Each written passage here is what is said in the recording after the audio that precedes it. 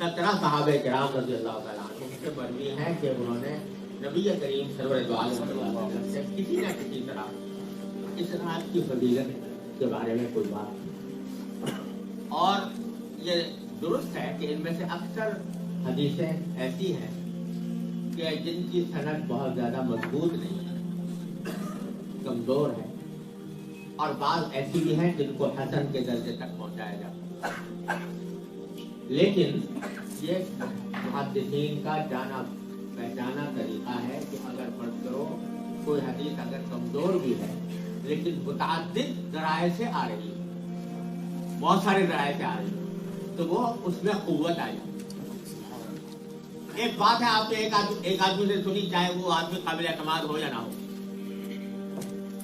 लेकिन वही बात दूसरा भी कह रहा है, तीसरा भी कह रहा है, चौथा भी कह रहा है, पांचवा भी कह रहा है, यहाँ तक 8, 10, 12 आदमियों ने कहा, तो फिर उससे एक आदमी को किसी दर्जे में एतमाद हो जाता है। कोई बहुत सारे लोगों ने ये बात कही।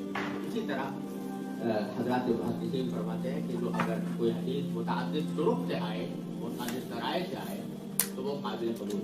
एक बात। दूसरी बात ये कि अगर कोई हदीस अगर के सनद के एतबार से कमज़ोर हो, कमज़ोर होने का माना जरा समझ लीजिए, सनद के कमज़ोर होने का माना ये होता है कि उसमें कोई रावी ऐसा है कि जिसके हाफ़ज़ा आला मेयार का नहीं है या उसके हालात पूरी तरह मालूम नहीं, तो इस वजह से उसको कह देते हैं ये कमज़ोर है। लेकिन कमज़ोर आदमी हमेशा कुछ झूठ नहीं बोलता ना भाई। कमज़ोर अगर कोई आदमी हाफ़ज़ा कमज़ोर है किसी का, मेरा भी कमज़ोर है, तो लेकिन इसका मतलब ये नहीं है कि मुझे कभी कोई बात याद ही नहीं रहेगी, या अगर मैं कमज़ोर हूँ तो जो बात भी कहूँगा गलत होगी, तो उसमें सही होने का भी एहतमाल होता है, गलत होने का भी होता है। लेकिन जब बहुत सारे लोग इस तरह की बात कहते हैं तो फिर उसके अंदर एक कुव्वत आ जाती है। तो एक उसूल मुहद्दिसीन का ये है कि अगर इस्नाद किसी हदीस की कमज़ोर है लेकिन उम्मत का तआमुल चला आता है, यानी बड़े बड़े सहाबा ताबीन के वक्त से लेकर लोग उसके ऊपर अमल करते चले आ रहे हैं, तो भी उससे पता चलता है कि ये बेअसल नहीं। और ऐसी बहुत सी मिसालें आती हैं। तो शब बरात के बारे में भी ऐसा ही है कि इसके बारे में एक तरफ तो हदीसें मुख्तलिफ रायतें हैं और दूसरे इसके ऊपर उम्मत का तआमुल भी चला आता है। लिहाजा सही बात यह है कि ये रात फजीलत रखती है, और फजीलत रखने के माना यह है कि इसमें जितना आदमी इबादत अल्लाह ताला की इबादत करे उतनी उम्मीद है कि इंशाअल्लाह उसके ऊपर सवाब अजर सवाब ज्यादा उसको हासिल होगा, आम रातों से ज्यादा हासिल होगा। अब ये कि बाज़ लोगों ने इसके अंदर कुछ खास तरीके बयान कर रखे हैं कि शब बरात की खास नमाज होती है, उसका तरीका ये होता है, पहली रकत में ये पढ़ा जाता है, दूसरी रकत में, इसकी कोई असल नहीं, ये बेअसल बात। इसी तरह बाज़ लोगों ने इसको खुराफात अपनी तरफ से दाखिल कर दी कि जब तक हलवा ना पके तो शब बरात नहीं होती। तो ये हमारे यहाँ तो है, पता नहीं यहाँ पर भला है या नहीं।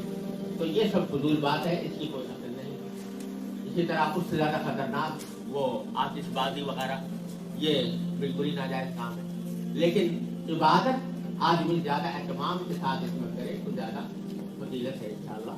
और इबादत का हासिल ये है कि जितना आदमी नमाज नफली नमाजें ज्यादा पढ़ ले, तिलावत ज्यादा कर ले, दुआएं ज्यादा करे अल्लाह तबारक व तआला से, इसमें वक्त गुजारा जाए। बाज़ मरतबा हमारे पाकिस्तान में और आप हज़रात के यहाँ भी बिल्कुल सारे मसाइल वहीं से आते हैं, तो इसलिए हमारे यहाँ ये होता है कि शब बरात के मौके पर बड़े लंबे चौड़े जलसे हो रहे हैं और उसमें तकरीबात हो रही हैं और दावतें हो रही हैं और देगें उतर रही हैं और दस्तरखान बिछ रहे हैं। तो ये इस किस्म का कोई काम जो है ये न सिर्फ ये कोई सुन्नत नहीं है, बल्कि ये इस रात को खामखा इंतजामी कामों में ज़ाय करने के मुराद है। अच्छा हाँ, तो जब कोई इस किस्म की महफिलें वगैरह, ये रात हो कि शब कद्र हो, लैलतुल कद्र, उनका भी यही हाल है। वो तो इस काम के लिए है कि आदमी बंदा गोशे तन्हाई में बैठकर अपने अल्लाह से राब्ता कायम करे, वो हो और उसका अल्लाह हो, तीसरा कोई ना हो।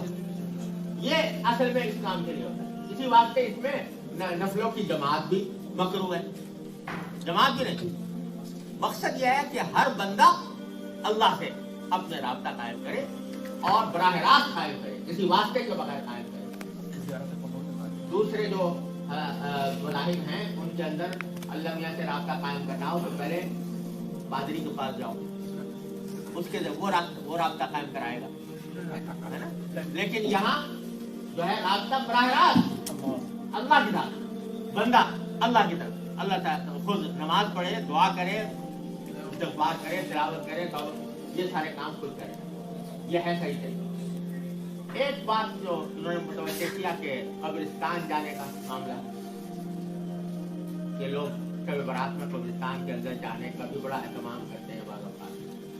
सूरत हाल यह है कि एक रिवायत में है कि रसूल करीम सल्लल्लाहु अलैहि वसल्लम की रात में बकी तशरीफ ले, वो रिवायत भी अगरचे सनदन कमजोर है, लेकिन बहरहाल एक रिवायत में अगर उसको मान ले तो भी मेरे वालिद माजिद सल्लल्लाहु अलैहि वसल्लम फरमाते हैं कि नबी करीम सल्लल्लाहु अलैहि वसल्लम से जो बात जिस दर्जे में साबित है उस दर्जे ही पे उसको रखना जरूरी। सारी जिंदगी में एक वाकया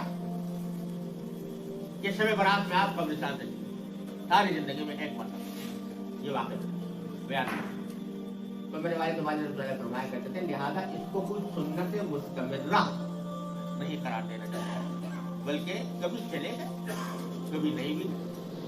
कभी अगर इस ख्याल में चलेगा कि चूंकि रसूल करीम सल्लल्लाहु अलैहि वसल्लम जिंदगी में एक मरतबा तशरीफ ले गए थे तो लाओ भाई हम भी चले जाएं, तो इसमें भी कोई नहीं। लेकिन उसको ऐसा लाजमी बना लेना कि शब बरात जब आएगी तो जरूर कब्रिस्तान जाएंगे, ये बात जो है वो दुरुस्त नहीं, ये दुरुस्त नहीं। तो इसलिए अगर कोई चला जाए तो उसके ऊपर नकीर भी नहीं करनी चाहिए बहुत ज़्यादा, लेकिन अगर न जाए तो भी कोई नकीर नहीं, एहतमाम करके जो काफिले बनाकर और उसके अंदर चरागा करके जाना जो है ये मुनासिब नहीं है, ये मुनासिब नहीं। एक बात आखिरी शब बरात से मुताल्लिक़ ये है कि 15 शाबान का रोज़ा, तो 15 शाबान के रोज़े के बारे में गुजारिश ये है कि एक हदीस है जिसमें 15 शाबान के रोजे को की फजीलत बयान हुई है, लेकिन वो बहुत ही ज्यादा ज़ईफ़ हदीस और मुहद्दिसीन ने फुक़हा ने उसके ऊपर अमल नहीं। चुनांचे फुक़हा किराम जहाँ नफली रोज़ों की तफसील बयान फरमाते हैं वहाँ 15 शाबान के रोज़ों में रोज़े का जिक्र नहीं फुक़हा की किताबों में। लिहाजा सही बात यह है कि शाबान के सारे ही दिन रोजे, हर दिन रोजा रखने की फजीलत, यकुम शाबान से लेकर आखिर शाबान तक सिवाय आखिरी 2 दिनों के, बाकी दिनों में जिस दिन भी रोजा रखे आदमी वो फजीलत है। तो इस दिन भी फजीलत, 15 दिन को